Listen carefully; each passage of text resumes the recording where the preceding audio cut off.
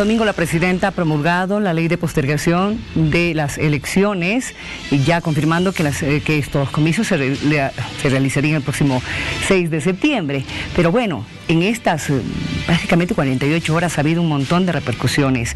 Otras de las que vamos a escuchar es a continuación la de don Jorge Quiroga, que es el candidato a la presidencia por la Alianza Libre 21. Don Jorge, ¿cómo está? Muy buenas noches.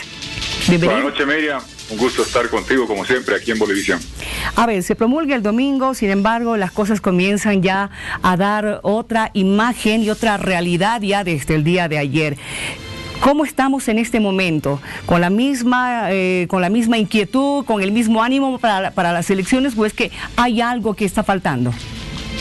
No, lo principal es que la gente está bajo una angustia enorme, toda la población, por el incremento del coronavirus, sufriendo por lo que está pasando por la economía y obviamente consternados porque ante una crisis sanitaria con crisis económica existe una ingobernabilidad enorme, pugnas entre ejecutivo y legislativo, pugnas dentro del poder judicial, descoordinación entre estamentos nacional, regional, local en el momento y en una situación tan compleja cuando más coordinación y más cooperación debería existir. Estamos en esto, Miriam, y no hay que olvidarlo jamás, por el fraude de Evo Morales del 20 de octubre. Eso llevó a que, como él pidió, como el MAS votó en el Congreso, se anule el fraude, se convoque nuevas elecciones, se recomponga el Tribunal Electoral. Pasamos a 3 de mayo. Llegó el coronavirus. Hubo reuniones 3 veces. Mi posición siempre fue la misma. Privilegiar la vida, que es el derecho constitucional supremo sobre todos los otros derechos ante esta pandemia, y permitir que el Tribunal Electoral cuente con la flexibilidad, Miriam, de fijar la fecha en función a la evolución de la pandemia, pero claramente no tengo la fuerza ni en el Ejecutivo ni en el Legislativo, no tengo ningún control, más bien no son amigos por allá, y se acordó en el mes de abril, si recuerdas, 6 de septiembre. Eso fue un acuerdo en base a estudios que presentaron autoridades sanitarias. Llegó pataleta Evo Morales y caprichosamente impuso anticipar al 2 de agosto. Se ha vuelto al tema del 6 de septiembre. Como dije en el Tribunal Electoral, Dios y el coronavirus determinarán si se puede o no se puede, y por eso he planteado esta mañana que, conscientes de que bajo esta promulgación habría que reactivar el cronograma electoral el 23 de julio, y ojo, que los primeros afectados van a ser decenas de miles, centenares de miles de jurados electorales que no pueden hacer lo que estamos haciendo tú y yo por Skype o por Zoom, claro, o por manera digital, y tienen que estar allá y no queremos que nadie arriesgue la vida. Y ojalá juntémonos el 15 de julio para evaluar ya 3 semanas con organizaciones internacionales, expertos sanitarios, el Ejecutivo, Legislativo, todos los interesados, para evaluar la viabilidad de forma tal de que veamos cómo evoluciona, porque hay gente que dice al gobierno prorroguista. Yo quisiera pensar que las proyecciones cambian, y en gran medida, Miriam, cambian porque no se está haciendo testeo, no hay suficientes pruebas, además de las carencias de unidades de terapia intensiva. El ministro Cruz dijo que el pico llegaba en mayo, Navajas dijo que era fines de mayo o junio, las actuales autoridades dijeron que era fines de julio, ahora que es 13 de septiembre, vaya uno a saber. Pero creo que se debe buscar un entendimiento de gobernabilidad, no solo sobre la fecha, sino sobre el contar con recursos para combatir la pandemia y atender la crisis, que están trancados en medio de una pugna institucional furibunda. Ese es un gran problema, porque usted ya lo ha mencionado, no tenemos las pruebas necesarias. A esto hay que añadirle que ya los pocos hospitales que se han denominado COVID están colapsados, ¿no es cierto? No hay más hospitales. Es decir, desde el principio yo creo que no ha habido una buena política para que se pueda dar una atención y seguridad al paciente boliviano en todo sentido. Y por otro lado, el hecho de que la gente tiene miedo, eso también es verdad. No le van a atender, llama uno al CEDES, no le atienden, no hay las pruebas, no tienen cómo medicarse tampoco. Estamos viendo ya casos de personas que están muriendo en sus casas o muriendo en las calles, algo que no hubiéramos querido ver, pero desgraciadamente ya es una realidad. En esta reunión que usted está proponiendo, don Jorge, para el próximo 15 de julio, ¿cuál sería la idea o la recomendación que usted haría? Porque hoy el presidente del tribunal ha dicho votar sería como ir al banco a hacer un trámite. Discrepo absolutamente con la descripción de que es ir al banco. El banco venía funcionando hace años, tienen buenas oficinas, Tienen, si usted ha ido, buenos sistemas de desinfección y atención, no son como los jurados. Creo que no, la comparación no cabe, pero más allá de eso, ¿qué es mi preocupación? Y partamos de lo grande, Miriam, la ingobernabilidad que está bajo la cual estamos.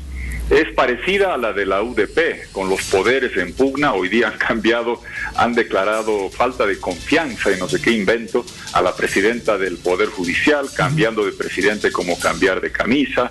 Yo no sé quién es el director del CEDES en La Paz, ya no sé quién es el alcalde de Cochabamba. Hay descoordinación a niveles subnacionales entre los poderes, entre instituciones. ¿Y quién gana? No gana el MAS, no gana Demócratas, pierde Bolivia, pierde la salud del pueblo y pierde la economía del país. Y se tiene que tener un entendimiento mínimo para atender la parte sanitaria y la parte económica, entendiendo que no se ha dado respuestas adecuadas hasta ahora. Es verdad, 14 años de abandono sanitario del MAS, que prefirió gastar recursos en elefantes azules, aviones, palacios y museos.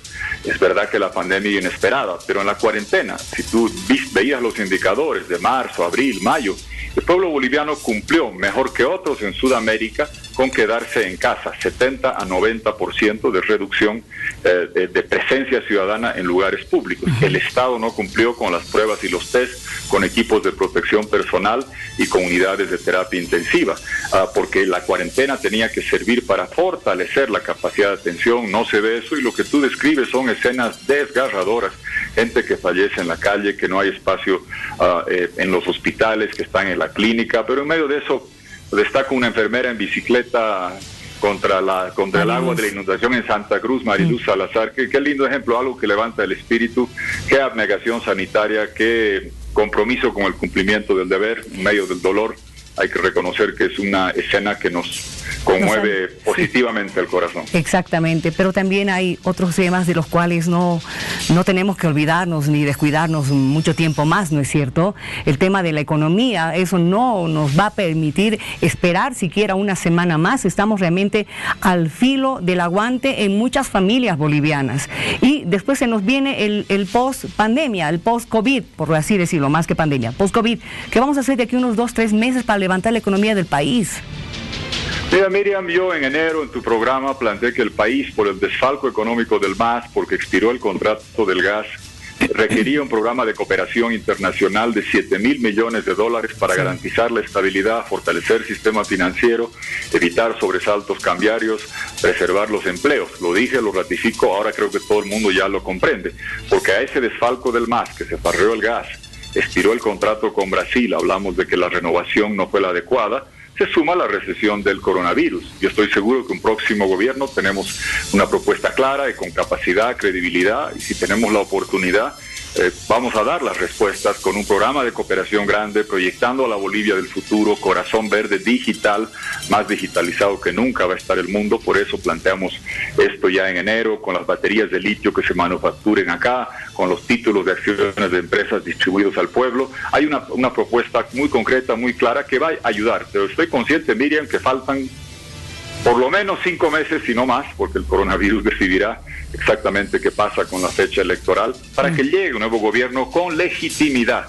Esa legitimidad sí requiere participación ciudadana y observación electoral, y no podemos estar sujetos a la crisis y a la psicosis. Y lo que más se requiere en este momento, Miriam, es llegar a ese nuevo gobierno preservando la mayor cantidad de empleos, salvando al pequeño, mediano empresario, a la peluquera, al albañil, al gremialista, al transportista, al hotelero, al de restaurantes, al del café, que están sufriendo en la parte económica, como las familias estamos sufriendo todas en la parte sanitaria. Y eso es imposible si de forma criminal el Congreso anoche dice no hay tarjetas de crédito. Todos los gobiernos en todos los países, en todos los lugares del mundo, Miriam, están haciendo inyecciones extraordinarias de recursos. Estados Unidos imprime dólares, el Banco Central imprime euros, Japón, China en sus monedas. Pues en América Latina requerimos la cooperación de esta envergadura que he planteado, pero ahora por lo menos un programa de cerca de 1.000 millones de dólares, redirigiendo créditos y saldos por desembolsar externos, haciendo swaps, intercambios de activos externos a través de la CAF. Hay una serie de cosas que hemos planteado, pero que necesitan que el Congreso apruebe, y no lo que hizo ayer, prohibir captar cooperación para enfrentar el coronavirus sanitaria y económicamente. Perfecto. Ha hablado usted de lo que está haciendo Estados Unidos. Están imprimiendo ellos dólares y están cada día inyectando ese dinero a su economía. ¿Eso se puede hacer en la nuestra? No, la diferencia de un país que tiene su propia moneda y que es la moneda de reserva del mundo, 3/4 partes de las transacciones del mundo se realizan en dólares, más de 2/3 partes de toda la liquidez planetaria se acumula en dólares. El privilegio de poder tener eso o tener euros. Un país como Argentina o Brasil que empieza a hacer eso lo lleva a la inflación y puede tener sobresaltos cambiarios. Se requiere una inyección de recursos. Hemos planteado un programa claro, contundente para el próximo gobierno, pero ¿cómo llegamos allá? Hay una emergencia ahora para salvar las pequeñas y medianas empresas, para comprar sin corrupción y no del Ministerio de Energía comprando respiradores y estas tropelías que estamos viendo. Se requiere encima eso más, ¿no? Tenemos ese problema más. Claro, mire, y eso genera desconfianza, pero hay que buscar un entendimiento. Yo he propuesto y exhorto a la Iglesia, a Naciones Unidas, la Unión Europea, comunidad internacional, que ayuden a acercar a las partes. Nos ayudaron en noviembre y diciembre, yo estaba allá, se los agradezco, se los reconozco siempre, para regenerar la democracia después del fraude. Pues ahora que nos ayuden a tener un entendimiento mínimo, porque si no destrabamos esta ingobernabilidad, Miriam, y si no hay una inyección de recursos, hemos propuesto varias formas de hacerlo, pero si el Congreso dice como anoche, prohibido captar cooperación o préstamos para atender la emergencia sanitaria o preservar empleos o atender la economía, nos van a llevar al desastre. Esa pugna, créame, que no va a ganar a ninguno de los dos, y por eso se necesita un espacio de gobernabilidad para ver todos los temas. Hay militares cuya carrera está siendo postergada, agresiones a través de leyes que se hacen en contra de la policía. Esta medida de ayer que dice que no se puede recurrir al crédito, cuando Evo Morales nos endeudaba con la CAMC para que su novia se lleve obras, nos endeudaban con Brasil para hacer carreteras con el Lava-Jato brasileño al doble de precio, que destruían un parque y afectaban a indígenas. No podemos seguir en esta línea porque, Miriam, de lo contrario, un próximo gobierno puede tener apabullante votación, un buen programa, pero programas de salvataje un ser humano puede hacer. De resurrección, cuando todo ha periclitado, tendríamos que pedir que venga Dios a salvar a Bolivia. Ojalá que Dios ilumine los corazones de la gente que está en pugna y que la comunidad internacional nos ayude para solucionar todos estos temas, incluyendo el análisis de la viabilidad del cronograma electoral cuando estemos cerca de volver a arrancar. A ver, a propósito del tema, a propósito de esta propuesta que usted tiene de que se puedan reunir el próximo 15 de julio, el señor Camacho ha sido muy contundente en su propuesta, ¿no? Él también no está de acuerdo con que se realicen las elecciones mientras no salvemos la situación del coronavirus. ¿Usted va a hablar con él? ¿Usted lo va a invitar personalmente? Mire, yo no ando publicando ni diciendo con quién hablo, con quién no hablo. Tomo contacto con muchos actores y también con gente de la comunidad internacional, porque reitero que, mire, aquí podemos los candidatos, aprecio enormemente a Luis Fernando Camacho. Si él no despertaba a Santa Cruz y no levantaba a esa región que estaba letargada, seguramente aquí podríamos haber seguido con Evo Morales. Yo agradezco a todos los que han participado y han apoyado a que tengamos democracia ahora. No la quiero perder, quiero hacer un proyecto para que el MAS no vuelva nunca más, pero también estoy consciente que hay una dificultad de unos meses, que si no la destrabamos, reitero que ya podemos estar con todos los hoteles, restaurantes, cafés, carpinterías, pequeñas y medianas empresas cerradas, con todo el mundo entregando su taxi, su bus. Tenemos que hacer un poco de salvataje ahora.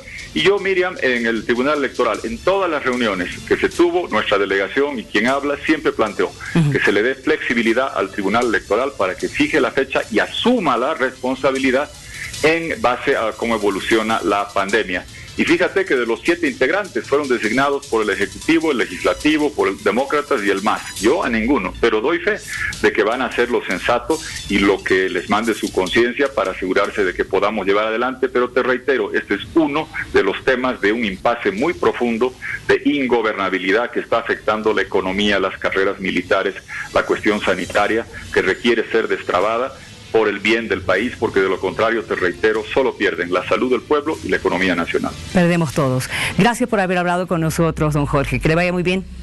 Gracias, Miriam. Bueno.